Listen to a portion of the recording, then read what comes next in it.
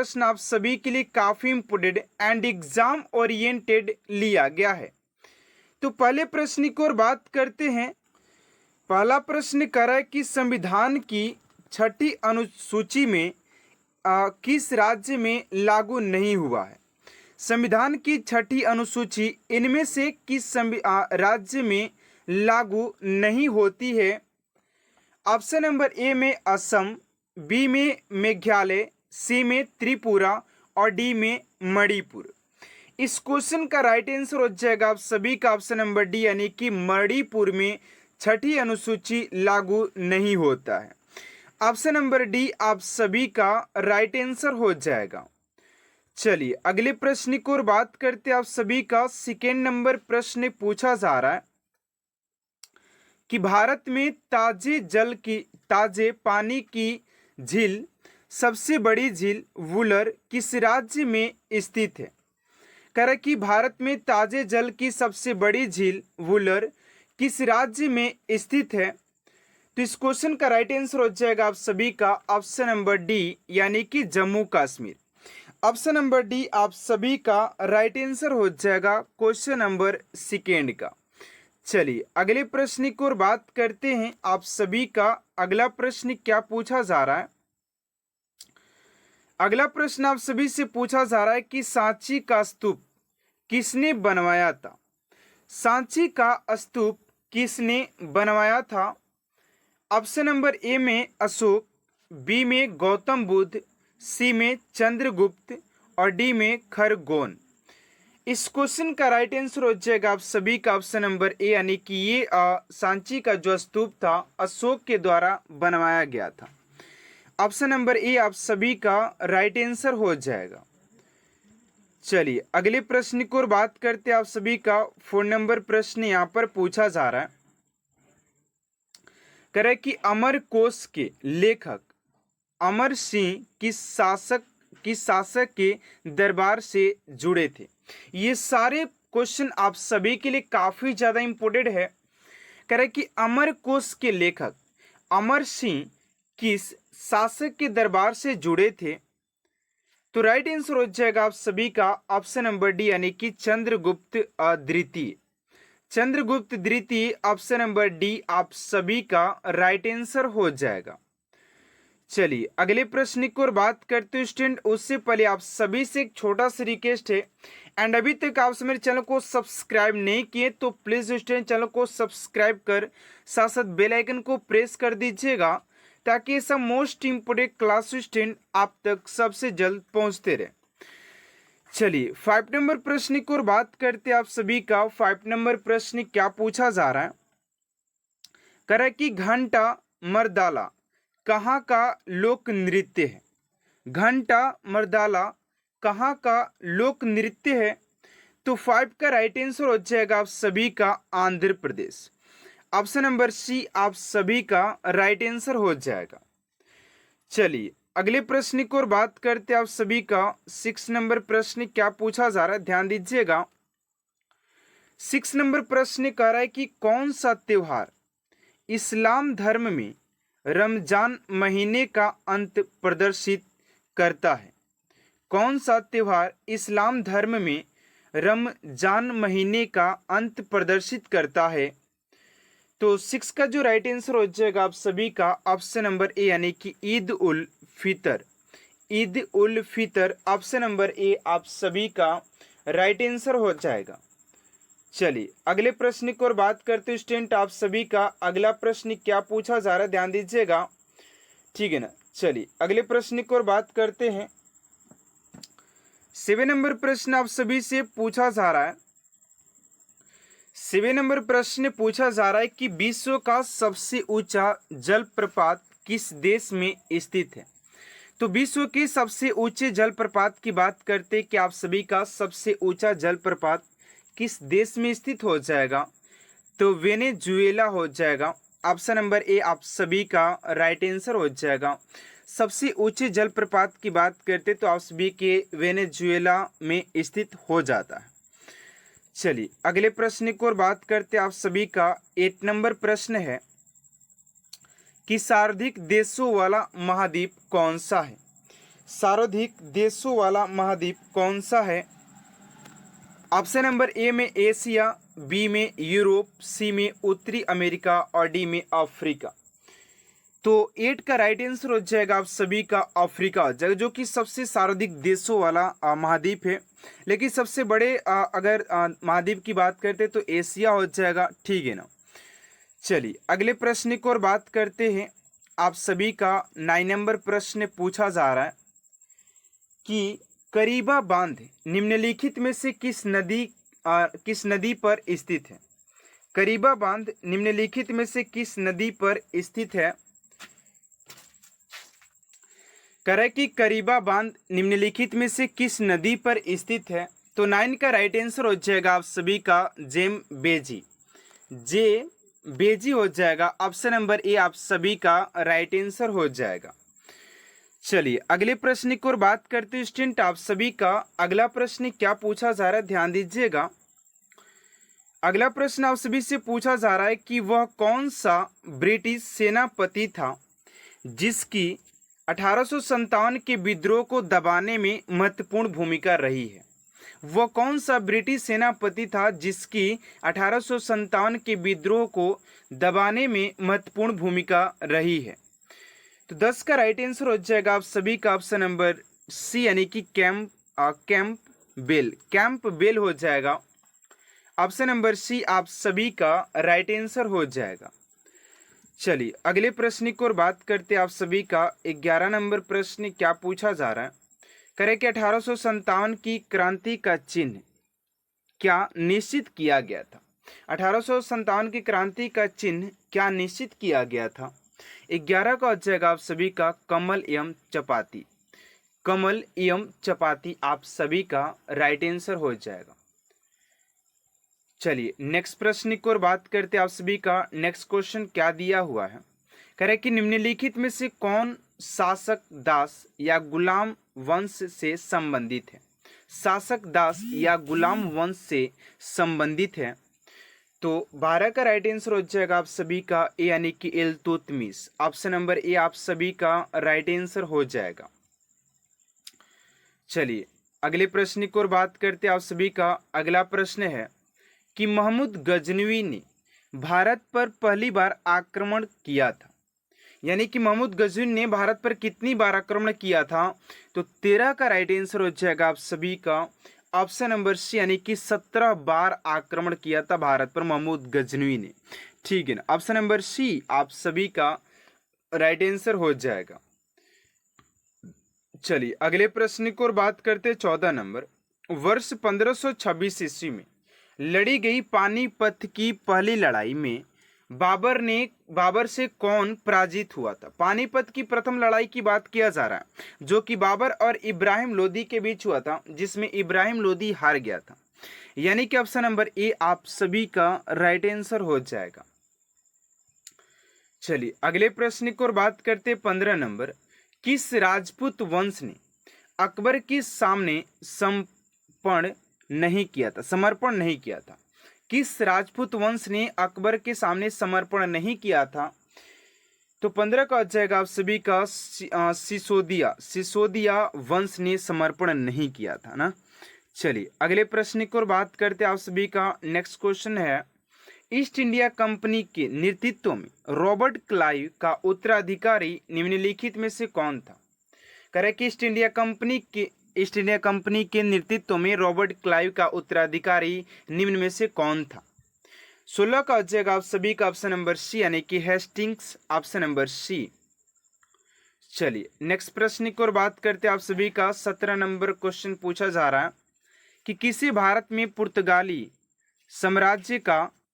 साम्राज्य का वास्तविक संस्थापक कहा जाता है?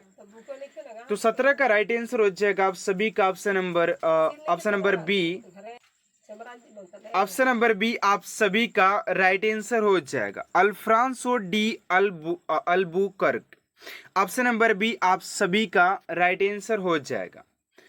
अगले प्रश्न की ओर बात करते हैं। आप सभी का 18 नंबर प्रश्न पूछा जा रहा है कि भारत पर प्रथम तुर्क आक्रमण करने वाला कौन था? भारत पर प्रथम तुर्क आक्रमण। भैया ऐसे बहुत सारे राजा हैं जो कि भारत पर अभी महमूद गजनी 17 बार आक्रमण किया, बाबर 5 बार आक्रमण किया था। अब भारत पर प्रथम तुर्क आक्रमण करने वाला कौन था? क्योंकि भारत जो था सोने की चिड़िया के नाम से जाने जाती थी यार। आज भले ही कुछ भी है, राइट आंसर हो जाएगा आप सभी का महमूद गजनी हो जाएगा, ऑप्शन नंबर ए। ठीक है ना। चलिए अगले प्रश्न की ओर बात करते हैं। आप सभी का 19 नंबर प्रश्न पूछा जा रहा है कि भारत में गुलाम वंश का संस्थापक कौन था? भारत में गुलाम वंश का संस्थापक कौन था? 19 का हो जाएगा आप सभी का ऑप्शन नंबर ए, यानी कि Qutubuddin Aibak. Qutubuddin Aibak option number A आप सभी का राइट आंसर हो जाएगा। चलिए अगले प्रश्न की ओर बात करते स्टूडेंट। आप सभी का अगला प्रश्न पूछा जा रहा 20 नंबर, करे कि कुतुब मीनार के कार्य को किसने पूरा किया था? कुतुब मीनार के कार्य को किसने पूरा किया था? तो इल्तुतमिश हो जाएगा। इल्तुतमिश ऑप्शन नंबर जा रहा है। तो जैसा क्वेश्चन आप लोग देख पा रहे कि सारे प्रश्न आप सभी के लिए काफी इंपोर्टेंट एंड एग्जाम ओरिएंटेड लिया गया है। चलिए पहले प्रश्न के साथ बात करते। पहला प्रश्न आप सभी से पूछा जा रहा है कि लाई हरिबा लोक नृत्य शैली किस राज्य में प्रचलित है? लाई हरिबा लोक नृत्य शैली किस राज्य में प्रचलित है? ऑप्शन नंबर ए का हो जाएगा असम, बी में मणिपुर, सी में मिजोरम और डी में नागालैंड। तो इस क्वेश्चन का जो राइट आंसर हो जाएगा आप सभी का ऑप्शन नंबर बी, यानी कि मणिपुर इज राइट आंसर हो जाएगा। चलिए मणिपुर की बात करें, मणिपुर के जो राजधानी हो जाएगी आपसी की इम्फाल हो जाएगा। ठीक है ना। चलिए अगले प्रश्न की ओर बात करते हैं। आप सभी का अगला जो प्रश्न पूछा जा रहा है कि विश्व की सबसे ऊंचाई पर स्थित झील कौन सा है? विश्व की सबसे ऊंचाई पर स्थित झील कौन सा है? ऑप्शन नंबर ए में है टीटीकामा झील, बी में सिटी सिक्रू, सी में रुडोल्फ और डी में एडवर्ड। देखिए आप लोगों से ज्योग्राफी के अच्छे खासे प्रश्न एग्जाम में पूछे जाते, ठीक है ना। तो राइट आंसर हो जाएगा आप सभी का ऑप्शन नंबर ए, यानी कि टीटीकाका झील आप सभी के सबसे ऊंचाई पर स्थित हो जाएगा।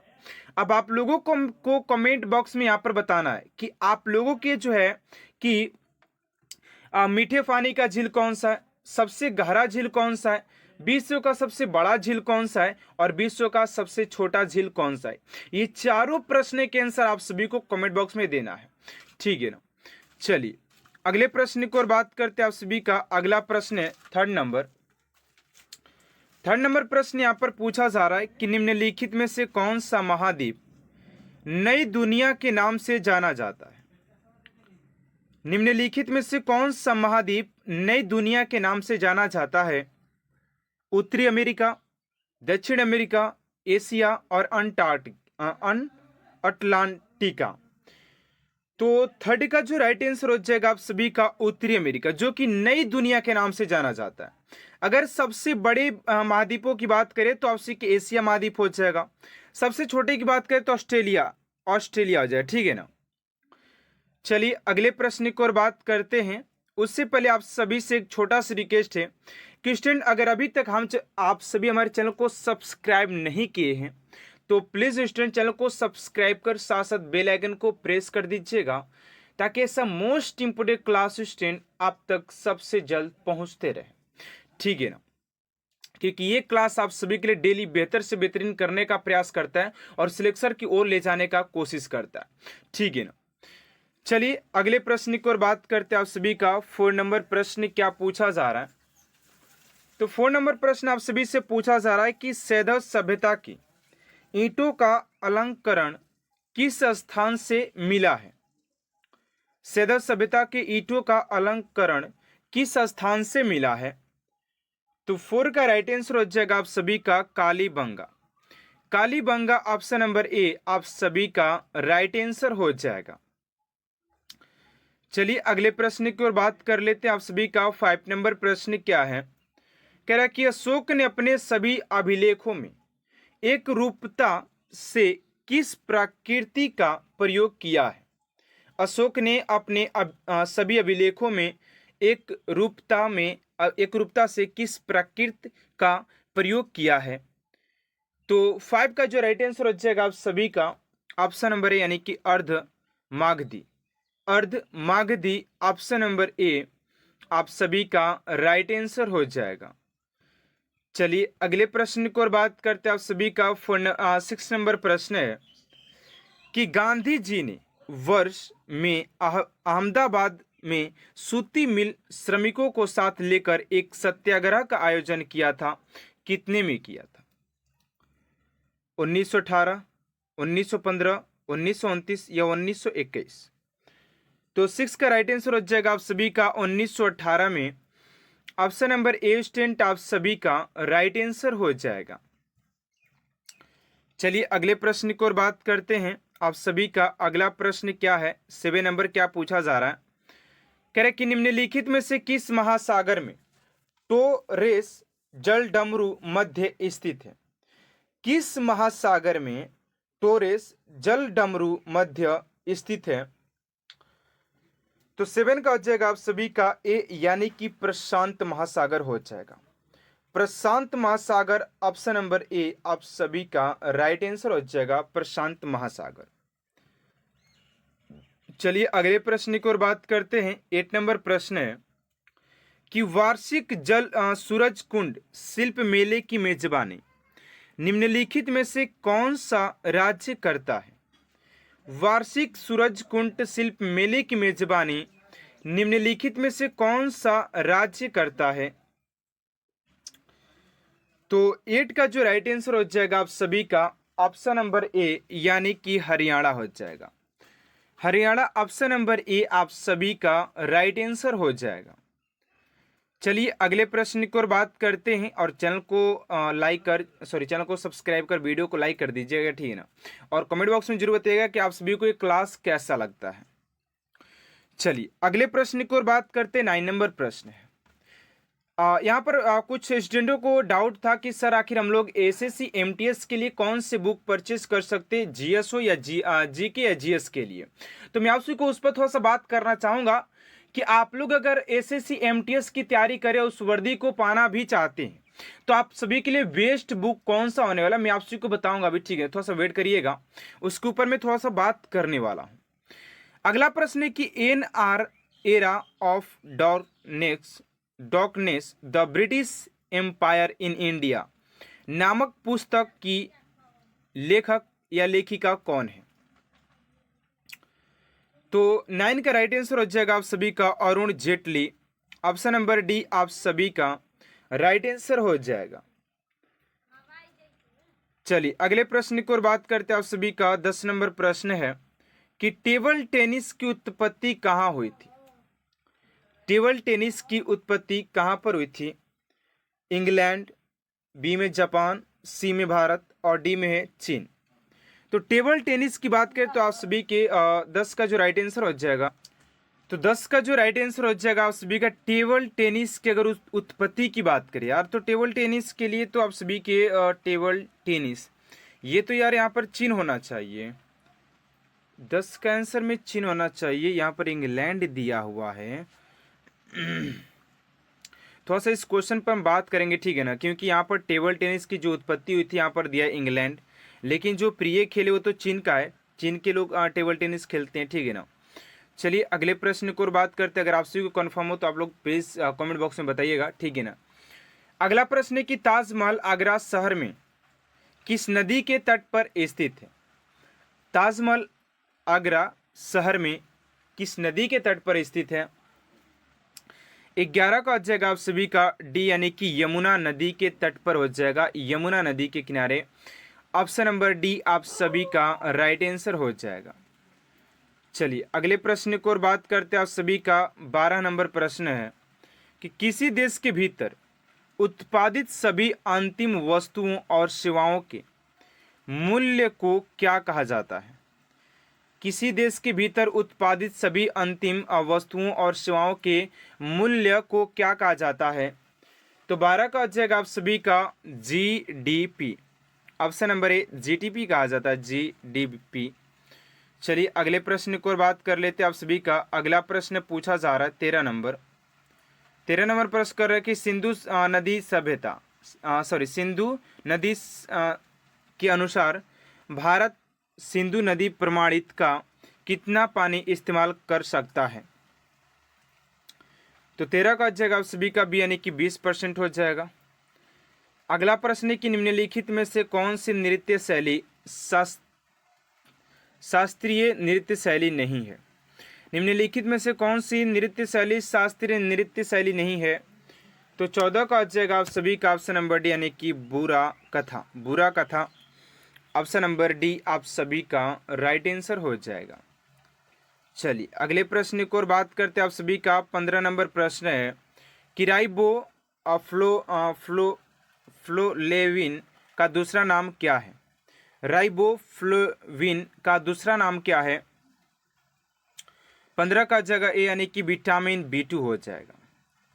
चलिए अगला प्रश्न आप सभी का कि भारत में साइमन कमीशन के आगमन से पूर्व निम्नलिखित में से कौन सी घटना घटी है। तो 16 का जगह आप सभी का ऑप्शन नंबर बी यानी कि काकोरी षड्यंत्र हो जाएगा। ऑप्शन नंबर बी आप सभी का राइट आंसर हो जाएगा। चलिए अगले प्रश्न की ओर बात करते हैं कि निम्नलिखित में से किसने इंडिया विंस फ्रीडम नामक पुस्तक लिखी है जो भारत के स्वतंत्रता संग्राम के समय संबंध में उनकी आप बीती है। तो 17 का जगह डी यानी कि मौलाना अब्दुल कलाम आज़ाद हो जाएंगे, डी हो जाएगा। अगला प्रश्न है कि भारत पर प्रथम तुर्क आक्रमण करने वाला था। भारत पर प्रथम तुर्क आक्रमण करने वाला था कौन था। तो महमूद गजनी हो जाएगा। वो अपना बाबर भी जो था ना, बाबर भी भारत पर 5 बार आक्रमण किया था, ठीक है ना। ठीक है, देखिए अगला प्रश्न आप सभी का 19 नंबर कि अलीगढ़ मुस्लिम विश्वविद्यालय के संस्थापक कौन थे। अलीगढ़ मुस्लिम विश्वविद्यालय के संस्थापक की बात करते हैं तो बी हो जाएगा सर सैयद अहमद हो जाएंगे। ऑप्शन नंबर बी आप सभी का राइट आंसर हो जाएगा। चलिए अगला प्रश्न आप सभी का 20 नंबर की भारत में खोजा गया सबसे पुराना शहर कौन सा है। भारत में खोजा गया सबसे पुराना शहर कौन सा है। तो 20 का जो राइट आंसर हो जाएगा आप सभी का ऑप्शन नंबर बी यानी कि हड़प्पा हो जाएगा। ऑप्शन नंबर बी हड़प्पा सभ्यता।